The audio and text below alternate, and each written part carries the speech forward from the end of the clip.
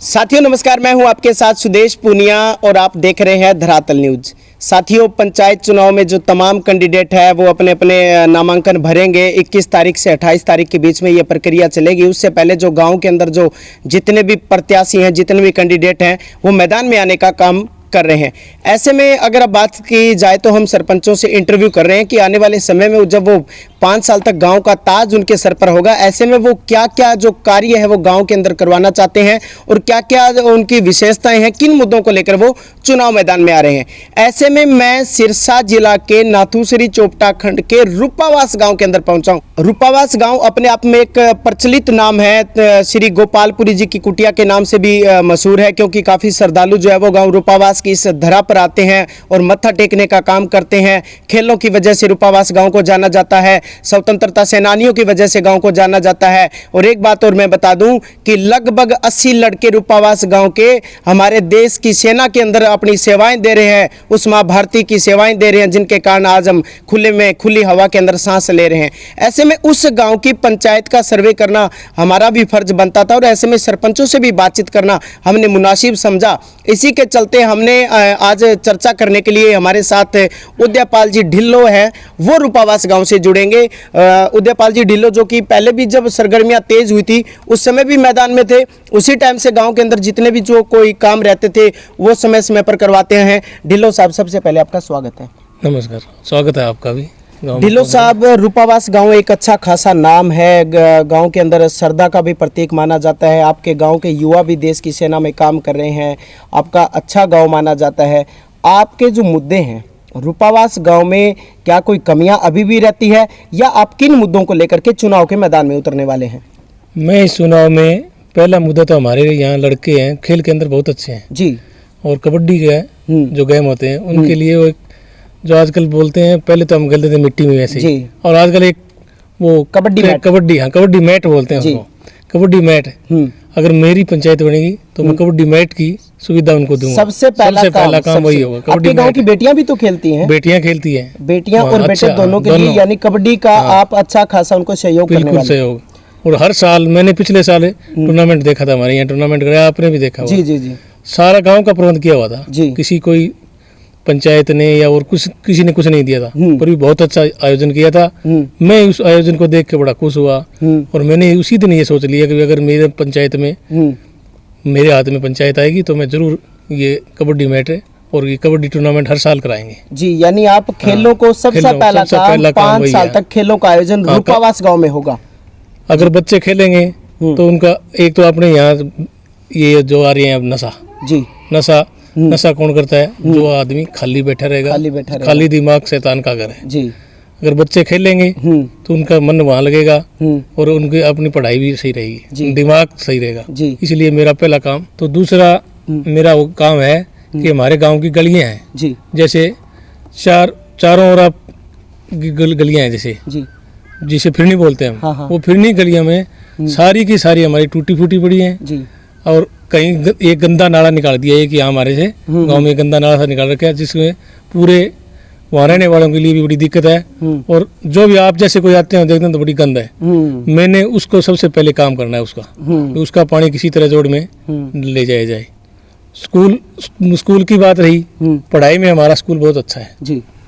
तो मेरी सोच ये रहेगी कि जो बच्चे आज टॉपर आ रहे हैं उन बच्चों को हर साल सम्मानित किया जाए पंचायत की तरफ से। उन बच्चों का हौसला बढ़ेगा, उन बेटियों का हौसला बढ़ेगा। बहुत अच्छे नंबर ले रहे हैं, बहुत अच्छा स्कूल है हमारा। फिर भी हम एक ऐसी शिक्षा कमेटी बनाएंगे जो हर साल उनको इनाम से प्रोत्साहन करेगी जी, ताकि बच्चे और आगे बढ़ सके जी। मान लो आपने शिक्षा का बोल दिया, खेल का बोल दिया, शिक्षा समिति बनाएंगे, बच्चों को प्रोत्साहन देंगे, गांव की जो गलियां हैं उनको बनवाने का काम करेंगे। और कोई विकास के मुद्दे आपके गांव में? और मेरे गांव में स्कूल +2 का है, स्कूल में लड़कियों का स्कूल नहीं है तो हम वो तो मांग ही कर सकते हैं जी, सरकार मांग ही कर सकती है जी। तो सरकार का काम है, हम वहाँ भेजेंगे। हमारे गाँव में एक वाटरवर्क्स की बड़ी दिक्कत है जी। वाटरवर्क्स का चाहे बूस्टिंग सेंटर बनाना पड़े हमें, चाहे टंकी और बनवानी पड़े, वो काम हो गए ताकि पानी की बड़ी दिक्कत है। अब हमारे हरिजन मोहल्ले में अब भी कल ही मेरे पास फोन आया है कि हमारे पानी नहीं आया। तो ये पानी न आने की वजह कि पानी की कमी होना ही है और पाइपलाइन डलवाना। पिछली पंचायत ने पाइपलाइन डलवाई थी और वो पाइपलाइन कहीं भी कामयाब नहीं हुई उनकी। सरपंच साहब, ढाणियों की बात कीजिए, कुछ ढाणियों में भी पानी की समस्याओं का हमने जिक्र सुना है, उनके लिए फिर क्या रहेगा?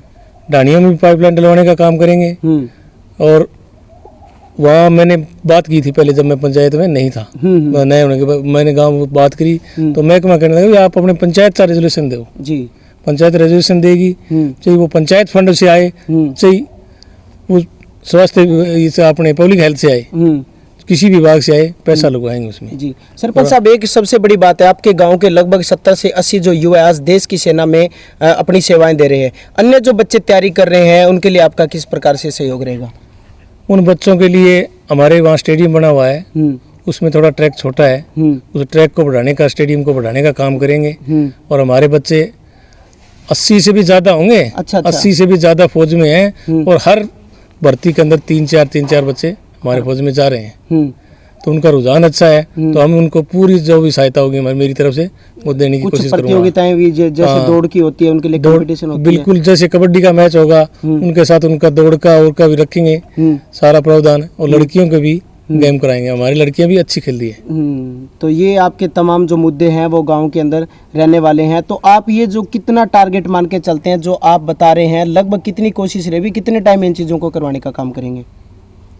मेरी कोशिश होगी, जैसे ही मेरे को पंचायत का पदभार मिलेगा तो मैं पहले ही रेजोल्यूशन उन बच्चों के लिए डालूंगा जी, भी उनके खेल के लिए और जो गांव की गलियों के लिए, दोनों काम। पहला काम मेरा यही होगा कि गांव की गलियों का सुधार हो और खेल के लिए जो भी आवश्यकता हो उसके लिए। यानी आने वाले लगभग 6 या 7 महीने में कार्य हो जाएगा। बिल्कुल। तो गांव के जो लोग हैं जो आपको देख रहे हैं, उनसे आप क्या अपील करते हैं? अभी पंचायत का चुनाव है, भाईचारे की बात की जाए या आप वोट की बात की जाए, जो लोग आपको रूपावास गाँव के देख रहे हैं उनके लिए क्या मैसेज देना चाहेंगे? मैं मेरे गाँव की वोटर को ये मैसेज देना चाह रहा हूँ कि जैसे मैंने आज पूरे गांव की मीटिंग बुलाई थी जी, गांव के लोग आए, काम की टाइम थी, फिर भी खूब आए।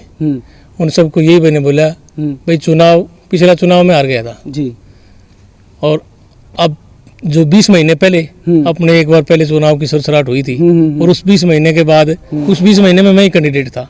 तो आज मैंने उनको बुला के पूछा, बोलो भाई कैंडिडेट आपका यूं का यूं है कि कोई और चेंज करने का इरादा है?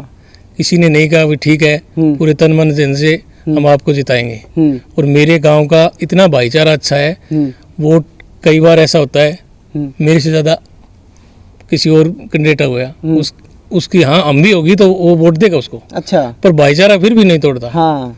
भाईचारा नहीं टूटा आज तक हमारे गांव में, बड़े भाईचारे से हम आराम से रहते हैं। और मेरा यही संदेश है कि चुनाव में किसी भी तरह का कोई भी जोश में आके कोई युवा दंगा फसाद ऐसी बातें ना करें और शांति से चुनाव। वैसे तो शांति से बिल्कुल शांति से, हमारे गांव में पूरा शांति से चुनाव होता है, कोई दिक्कत नहीं। और चुनाव होने के बाद भी हम सभी दोनों पार्टियां एक ही जगह बैठते हैं जी, कोई दिक्कत नहीं है। और चुनाव में मेरी कोशिश यही है कि भी आप मेरे को ज़्यादा से ज़्यादा वोटों से जिताने का काम करें। और मैं जो आपसे वादा कर रहा हूँ वो वादे से कहीं नहीं मुकरूँगा, मैं आपका वादा पूरा करूँगा जी। और मेरे को सहयोग भी, अब जैसे हमारे पूरी गांव में 36 बिरादरी का गांव है, पूरी सारी बिरादरियों का अच्छा सहयोग मिल रहा है, बहुत ज़्यादा।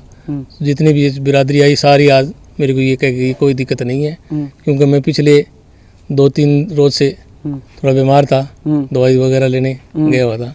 तो ये कहने के भी आने के बाद तुम मत घूम, कोई बात नहीं, मैं पूरा गाँव साथ है, कोई दिक्कत नहीं है जी। और भारी मतों से मेरे को ऐसा लग रहा है भारी मतों से जिताएंगे जी। शुक्रिया सरपंच साहब। तो इनका कहना है कि पूरे गांव का समर्थन इनके साथ, और पिछले लगभग 20 से 22 महीने से ये गांव के अंदर अच्छे खासे लोगों का सहयोग कर रहे हैं। आने वाले समय में जब इनकी पंचायत बनेगी तो ये बढ़ चढ़ करके गांव का विकास करवाएंगे। सबसे बड़ी बात, खेल कूद और शिक्षा तथा देश की सेना में जाने वाले बच्चों की तैयारी के लिए जितना सहयोग वो मांगेंगे, हरदम देने के लिए तैयार रहेंगे। देखते रहिएगा धरातल न्यूज़। कैमरा सहयोगी नरेंद्र कुमार के साथ सुदेश पुनिया।